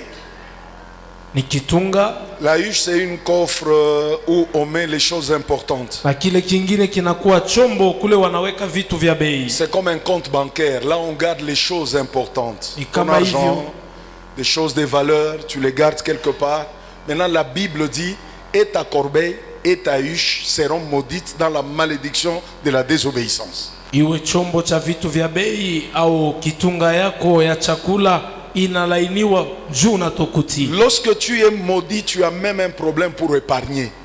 Na kama unalainiwa hata kweka pembeni inakuwa tatizo. La huche c'est pour l'épargne. Na hiyo chombo cha vitu vya bei ni njia ya kweka J'exhorte pembeni. l'église. Nasubutisha kanisa. Je vous exhorte frères et sœurs. Ndugu na dada. Toutes les saisons ne sont pas les mêmes. Wakati yote haifanane. Toutes les saisons ne sont pas les mêmes. Mawakati yote haifanane. Lorsque Dieu vous bénit, kama Mungu anakubariki, enlevez la part de Dieu. Mondoshe sehemu ya Mungu. Enlevez une autre part comme épargne pour vous. Mondoshe sehemu ingine kama mubaki yenu wala. Et ce qui reste, vous pouvez l'utiliser. Na ile nabakia munaweza kuitumikisha. Lorsque quelqu'un sous la malédiction, kama mtu asha kulainiwa, il est distrait dans la vie. asha kulengama mu maisha. Il pense que les choses seront toujours comme ça tous les jours. Eko nazani mambo itakuwa paka vile kila siku. Préparez votre futur dans l'épargne aujourd'hui. Mutayarishe masiku ijayo yenu mkuweka pembeni leo. Pour épargner, il n'est pas dit que tu dois avoir un grand salaire et beaucoup d'argent. Non, c'est question de discipline. Abaseme uwe na mushara munene njo wanze kuweka pembeni, ni mambo ya kujeshimia Parce que maisha. déjà même ton salaire là, si tu dois l'utiliser, ça termine pas tes problèmes. Hata kama mushara yenyewe ukiitumikisha aishe mambo. Mais tu peux juste avoir la discipline d'enlever quelque chose que tu mets de côté et que tu oublies. Unaweza kwanza kondosha tu kidogo naweka pembeni unasabwa. L'épargne t'aidera demain. Kuweka pembeni kutakusaidia kesho. Tu n'auras pas toujours d'être derrière les gens quand tu as des problèmes. Hautakuwa paka nyuma ya batu kama uko na mambo. Qui dit que toi on doit toujours t'aider? Nani anasema wewe hapashi pa Et kukusaidia? des fois quand on ne t'aide pas, tu te fâches. Na wakati ingine kama kusaidia na Qui shirika. as-tu déjà toi là aidé? Wewe ushakusaidiaga nani? Qui? Nani? Parce qu'il y a des gens dans leur tête là, on doit toujours les aider. Pourquoi? Juku bantu wengine mubicho banapasha pa kunisaidia, banisaidie paka. Juu ya nini? Demande d'abord au voisin là, pourquoi on doit toujours t'aider? Uliza jirani pembeni, kwa nini paka bakusaidie? Mais quand on ne te donne pas, tu te fâches. Dans cette famille, on n'aide pas les gens. Dans cette... Donc toi, tous tes problèmes, c'est la famille qui doit les aider. Non. Mambo yako ni paka jamaa ikumalizie, hapana. Épargne. Weka pembeni. Garde quelque chose. Chunga kitu fulani. Ça te rend responsable et respectueux. Inakufanya mtu wa madaraka na mtu wa kuheshimia. Les gens te respecteront, les gens te considéreront. Bantu batakuheshimia na kukupa bei. Parce qu'il y a des gens que tu critiques, les gens que tu calomnies, il ne m'a pas aidé, il ne m'a pas donné, il ne m'a pas. Mais pourquoi il doit toujours te donner? Regarde, vous dis-lui pourquoi on doit toujours te donner. Uliza jirani, jua nini paka bakupe, juu ya nini bakusaidia. Pourquoi oui, pas capable coupe? Toi, on doit toujours te donner. On t'a donné en 2012, 2012. Jusqu'aujourd'hui. we utapatianaka shiku kani? Toi tu donneras aux autres quand? Njoo we kutembea na mashimango. Et là tu ne fais que calomnier. Leo na roho mbaya. Mauvais cœur. Daire makuta ni ya malawa. L'argent des fétiches. Hata ni ya malawa ina yako. Même si c'est pour le fétiche, ça ne t'appartient pas. Weye utasaidia ko bantu quand? Toi tu aideras les autres à quel moment? Vous savez, l'esprit de malédiction Non, et la pauvreté non. met dans des têtes des gens qui nié. On n'a pas choisi. Non, moi on doit m'aider. On doit me donner. Non, non. Pana. Il n'est pas obligé. Dis Dis au voisin, je ne suis pas obligé. Ambia jirani, nishitwe paka nikupe. Na kamba na kuima unaenda kuingia na mubuloji, hataona kintu ni malédiction sans cause. Quand on te prive, tu entres dans la sorcellerie, il verra. C'est une malédiction sans cause. Il a une femme, il a des enfants, il a un mari, il a des enfants. À un certain moment, on se concentre sur sa famille. Eko na bibi, eko na batoto, eko na bwana, eko na batoto, wakati fulani ni mambo mbele ya jamaa. Épargne. Weka pembeni. Ça t'aidera. Itakusaidia. Et puis des fois même quand on te donne là, tu regardes. Kati ngine kaba nakupa uko naangalia. Elle n'est pas qu'à $100. Me donne un petit $100. On a été qu'à $100. Un petit $100. Qu'à 100. Un petit 100. Qu'à 100, toi. Mais, et bien, c'est ananayo. Il n'a rien. Je me demande un carburant. Je l'ai vu payer du carburant. Bon. Abebe ya carburant coupé, motoka ikale, batoto batenda kuma somo je, comment il va bouger, se débrouiller. Il faut réfléchir dans la vie et prendre la décision d'être autonome. Waza mu maisha, weka akili fasi moja, wanze kujisaidia peke yako. On t'aidera pour un temps, mais pas pour toujours. Takusaidia kwa wakati, hapana mashiku yote milele. Pas pour toujours. Hapana milele. Ngarambele miaka yako, una miaka ngapi? Regarde ton âge. Tu as quel âge? Regarde ton âge. Regarde ton âge. Wa ngarambele miaka uko nayo. Njoko natembea pana manjina bantu ashikunipe. Omiriko mtoto alikuwa malari ashikunipe. Wewe hauwezi kwanza kuchunga kwa hata 5000 francs, 5000 francs. Itakusaidia kesho mtoto kama ananguka malari, unampeleka kwa hospitali. Tu ne peux pas mtoto sasa ananguka malari, unaekea muyomba. Unaekea grand frère, unaekea grande sœur. Ule grande sœur muntu mubaya. Mubaya ashikaburia na wewe usha kumkaburia yako nini? Elle ne donne pas mikono nguvu. Tuosha kumpaka ngapi?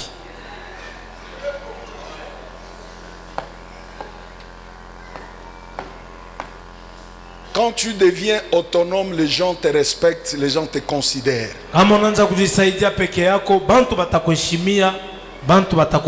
Est-ce que tu as déjà remarqué que quand il y a des deuils, même dans la famille, des fois on ne te le dit pas, tu apprends ça comme ça. Ou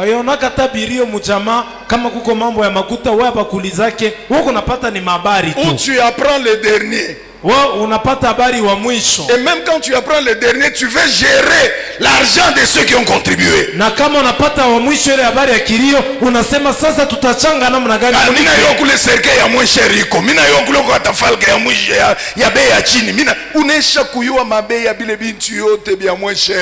Pour que tu gères. Je connais comment on organise les obsèques. Munipe makuta minta ongoza. Pepo mchafu. Pepo mchafu. Pepo mchafu. Est-ce que quelqu'un est béni? Le verset 18, je vais terminer par là. Le fruit de tes entrailles, le fruit de ton sol, le porté de ton gros et de ton menu bétail,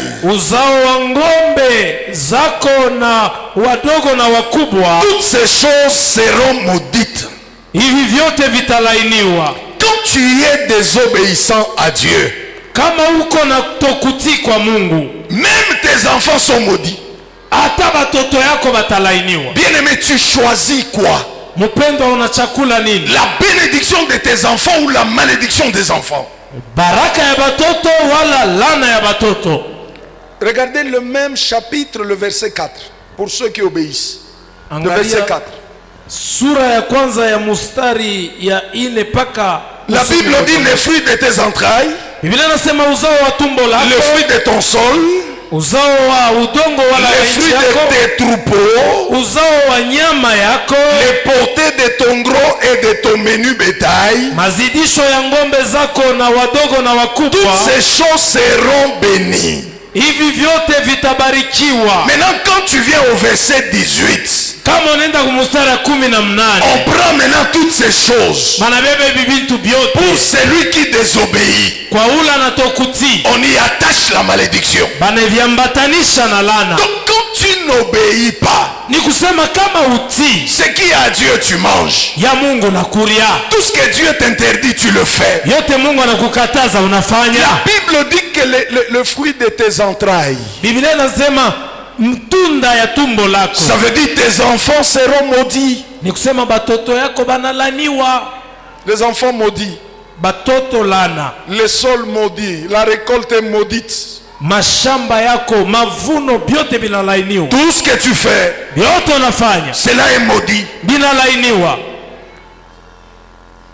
Il y a même un verset où la Bible dit que Dieu prend les excréments, il met sur tout ce qui t'appartient. Kuna mustari ya Biblia inasema Mungu atabeba mavi anapakala byote byako. C'est pourquoi il y a certaines personnes, leurs enfants mènent une vie très difficile. Juku kubatu bengine utona batoto yabo mateso ya nguvu. Il y a certains enfants qui vivent une vie de facilité de par Dieu. Na kuna watoto bengine banaishi na wepesi kupitia Mungu. Mais il y a d'autres familles, pour réussir, tu dois fournir beaucoup d'efforts personnels. Na kuko majama ingine juu uweze ni kukaza sana. C'est pourquoi, chers parents, frères et sœurs, Nduku na dada bazazi, servez Dieu dans l'obéissance, mutumikie Mungu na utiifu. payez la dîme de Dieu, Mulipe chekumi ya Mungu. le fruit de vos entrailles Batoto yenu sera béni. batabarikiwa. Vos enfants Batoto yenu seront bénis. batabarikiwa. Vos affaires Biashara seront bénies. itabarikiwa. Votre récolte Mavuno yenu sera bénie. itabarikiwa. Tout ce que vos mains touchent Yote mikono yenu itagusa sera béni. itabarikiwa,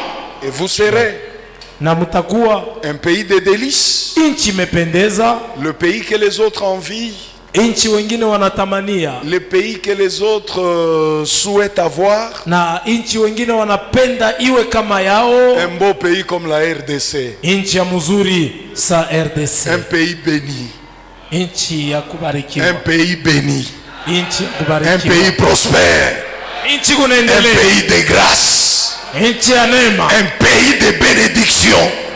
inchi ya mabaraka. Sila, unacheka wichike. Un pays béni, la RDC. Nous sommes bénis. Inchi ya kubarikiwa, cha kubarikiwa, Nous sommes bénis au nom de Jésus. cha kubarikiwa mjina la Yesu. Alors quand tu obéis, Kama unatii, les bonnes portes s'ouvrent. milango nzuri La inafungulika, grâce de Dieu vient sur ta vie. neema ya Mungu inakuwa pa maisha yako. Quand tu désobéis, Kama unatokutii, les portes se ferment milango inafunga, et la souffrance s'ensuit. mateso inafuata. Soyons corrects. Tuwe sawa, Attachons-nous à Dieu. tuambatane kwa Mungu, Attachons-nous à la parole de Dieu. tuambatane kuneno la Mungu, Soyons fidèles à Dieu. tuwe baminifu kwa Et Mungu, l'Éternel, notre Dieu, na wa milele Mungu ne wetu nous oubliera pas. atetusaulika Ce kamwe. matin, Asubuhi ya leo, que Dieu vous bénisse. Mungu Que amibariki, Dieu vous bénisse. Mungu amibariki, Que Dieu vous bénisse. Mungu amibariki, Qu'il vous ouvre les écluses des cieux afungule dirisha ya et mbingu, qu'il répande sa grâce. amwange neema, Qu'il ouvre les écluses des cieux afungule dirisha ya et mbingu, qu'il vous regarde avec faveur. amitazame na wema. Que Dieu donne à chacun ce matin Mungu apache kila mtu le désir de son cœur. kutaka kwa moyo Et wake, tout ce qui était impossible, yote que haikuwezekana, Dieu les rende possible. Mungu aiwezeshe. Là où tu avais des difficultés pour être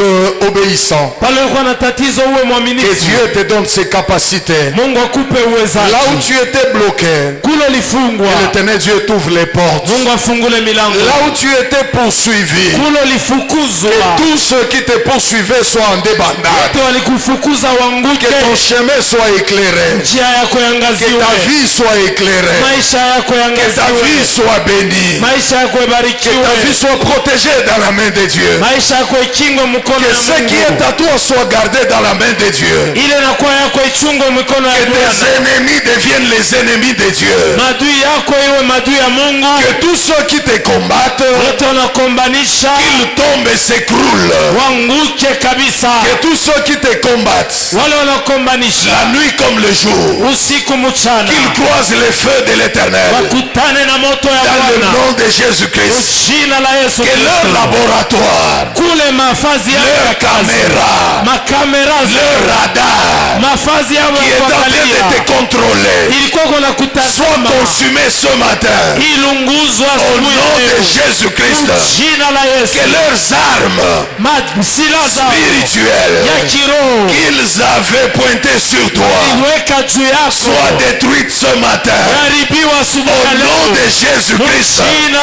La Bible déclare ils viendront par un seul chemin et ils se disperseront par sept. Que tous tes ennemis soient dispersés ce matin dans le nom de Jésus-Christ. Tout ce qu'ils avaient sémé, tout ce qu'ils avaient planté dans ta maison, dans ton travail, dans ta santé, je les détruis ce matin par les feux de l'Éternel. Au nom de Jésus, que tout ce qui est du diable dans ta santé soit détruit maintenant. Au nom de Jésus-Christ, tout ce que le diable a mis dans ta maison, dans tes affaires, dans tes projets, soit détruit ce matin.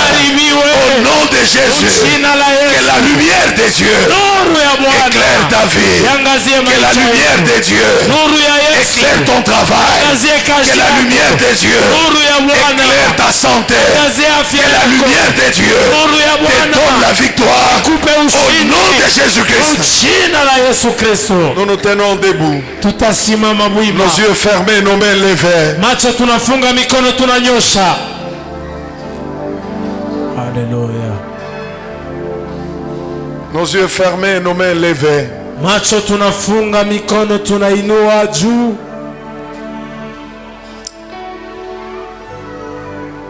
Nos yeux fermés, nos mains levées vers le Seigneur.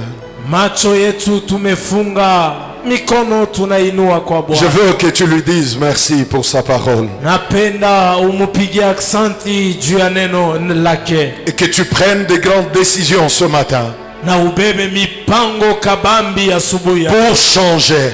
Juu badirike. Dis-lui Seigneur. Sema Bwana. Je veux plus marcher dans la désobéissance. Shipende kutembea mkutokuti. Je veux marcher dans l'obéissance. Et je veux voir ta gloire. Na nione utukufu wako. Lève tes deux mains. Nyosha mikono yako. Dis-lui merci. Demande-lui pardon pour ta désobéissance. Prends l'engagement de ne plus marcher dans la désobéissance. Dis-lui Seigneur, je veux voir ta gloire. Pardonne-moi pour tous mes péchés de désobéissance. Fais-moi grâce et fais-moi du bien. Au nom de Jésus-Christ. Élevons nos voix et prions. Prions le Seigneur. Au nom de Jésus-Christ. Nous venons à toi ce matin, Seigneur. Nous venons avec un cœur ouvert à toi, ô Dieu. Seigneur Jésus, tu es celui qui pardonne nos péchés. Tu es celui qui répare nos vies. Tu es le réparateur de brèches. Viens, Seigneur éternel, réparer nos vies, pardonne nos péchés, notre désobéissance. Nous venons à toi, Seigneur, pour régler notre vie à toi, ainsi établir la paix avec toi. Alléluia. Pour marcher dans l'obéissance de ta parole, Seigneur, par rapport à toutes tes instructions et à ce que tu attends de nous. Aie pitié de nous, Seigneur, que ta grâce abonde dans nos cœurs et nous pousse à obéir à ta parole, à être capable de toujours obéir à ta parole et à suivre la voie de la lumière dans le nom de Jésus-Christ. Merci Seigneur pour ta grâce et pour ta présence au nom de Jésus-Christ. Merci. Si tu peux prier avec moi, je veux que tu répètes cette prière au nom de Jésus-Christ et par la foi. Luria pamoja nami mwiyo maombi mujina la Yesu kwa imani. Seigneur Jésus. Seigneur Jésus. Plus fort. Seigneur Jésus. Seigneur Jésus. J'ai entendu ta parole. J'ai entendu ta parole. Je crois en elle. Je crois en elle. Quelle est véritablement ta parole. Quelle est véritablement ta parole. Je viens devant toi, Seigneur. Je viens devant toi, Seigneur. Pour te demander pardon. Pour te demander pardon. Pour toute ma désobéissance. Pour toute ma désobéissance. Dans la dîme. Dans la dîme. Et dans mon comportement. Et dans mon comportement. Je n'ai pas été digne. Je n'ai pas été digne. D'une façon ou d'une autre. D'une façon ou d'une autre. Je viens sincèrement avec ma vie et mon cœur. Je viens sincèrement avec ma vie et mon cœur. Te demander pardon. Te demander pardon. Et prendre l'engagement. Et prendre l'engagement. De ne plus persévérer dans la désobéissance. De ne plus persévérer dans la désobéissance. Lave-moi, Seigneur. Lave-moi, Seigneur. Par ton sang précieux. Par ton sang précieux. Que ton sang me lave. Que ton sang me lave. Que ton sang me purifie. Que ton sang me purifie. Purifie mon esprit. Purifie mon esprit. Purifie mon âme. Purifie mon âme. Purifie mon corps. Purifie mon corps. Au nom de Jésus-Christ. Au nom de Jésus-Christ. Mon Seigneur et mon Dieu. Mon Seigneur et mon Dieu. Je refuse de vivre. Je refuse de vivre. Sous la malédiction. Sous la malédiction. Parce que je t'appartiens.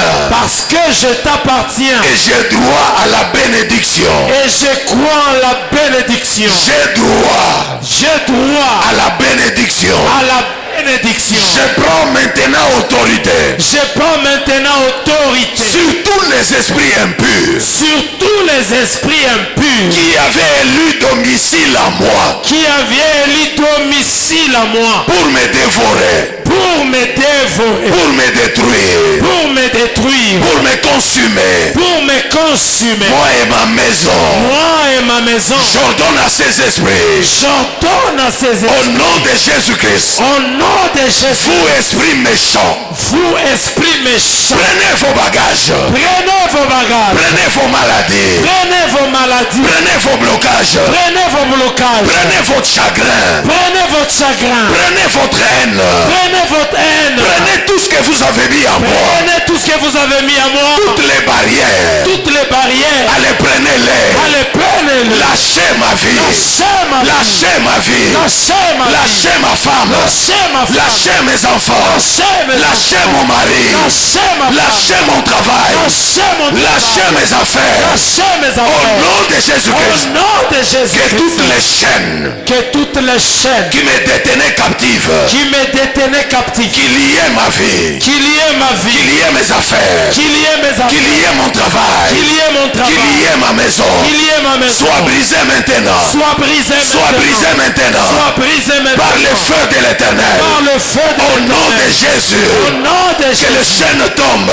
Que les chaînes Que les chaînes de malédiction tombent. Que les chaînes de malédiction Que la puissance de malédiction tombe. Que la puissance de malédiction Dans le nom de Jésus. Dans le nom de Jésus.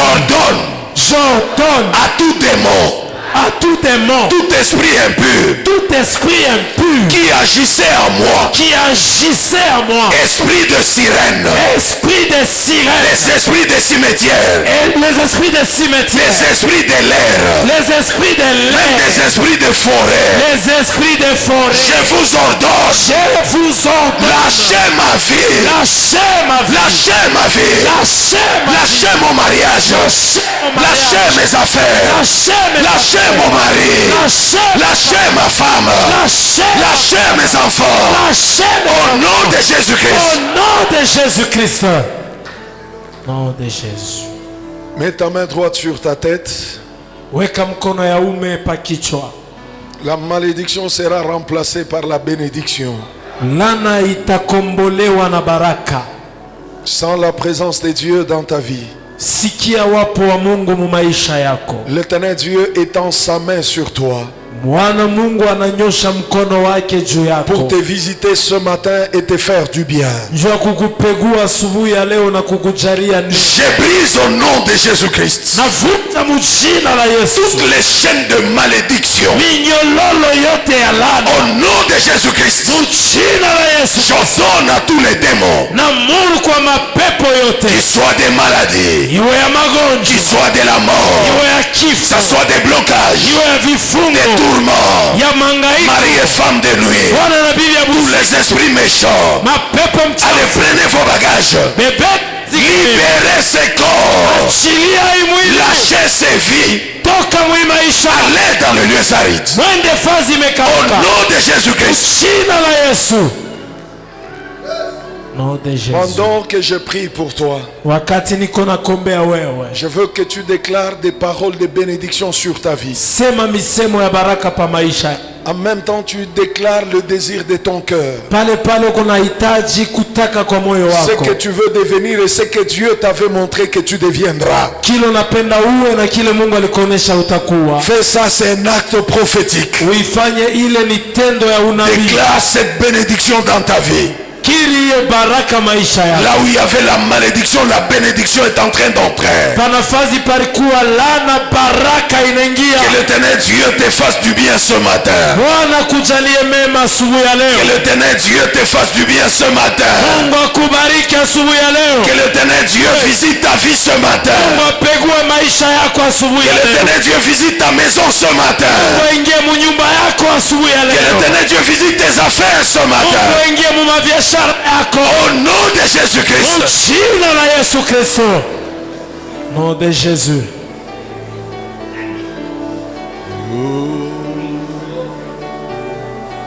Jésus, entre dans ma vie, Seigneur.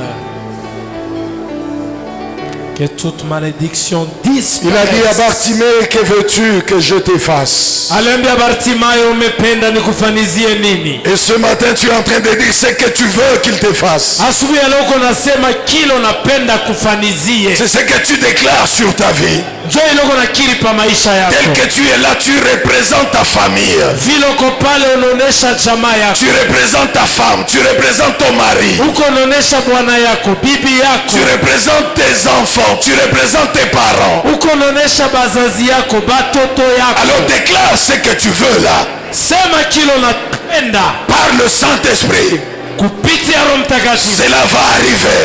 Itafika. Au nom de Jésus-Christ. Mu jina la Yesu Kristo. Nom de Jésus.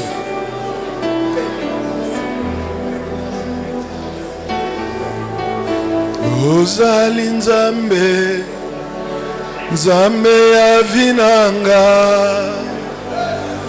Ozali Nzambe, nakumisio. Ozali Nzambe, Nzambe ya vinanga. Ozali Nzambe, nakumisio. Ozali Nzambe, oyapona kinga. Ozali Nzambe, nakumisio. Ozali Nzambe, oyapona kinga. Ozali Nzambe, nakumisio. Mulami mwimpe, Yesu adinanga. Mulami mwimpe, siwe wa Yesu. Mulami mwimpe, Yesu adinanga. Mulami mwimpe, siwe wa Yesu. Ozali Nzambe, Nzambe avinanga. Ozali Nzambe, nakumisio. Ozali Nzambe, oyapona kinga. Ozali Nzambe,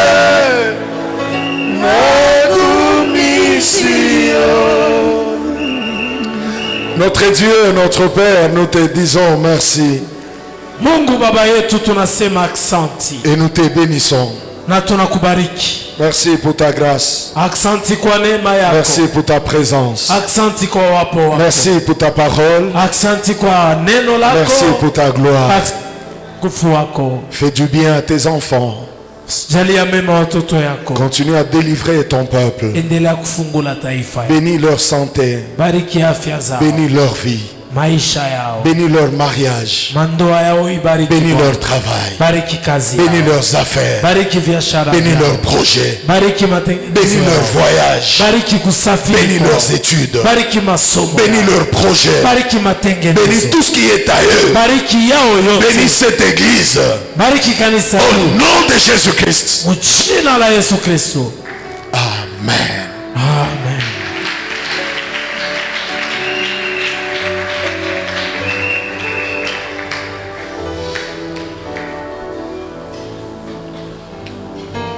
Wow. Quelqu'un bénit ce matin. Muntu mwana barikiwa asubuhi ya leo. Que Dieu vous bénisse. Mungu amibariki.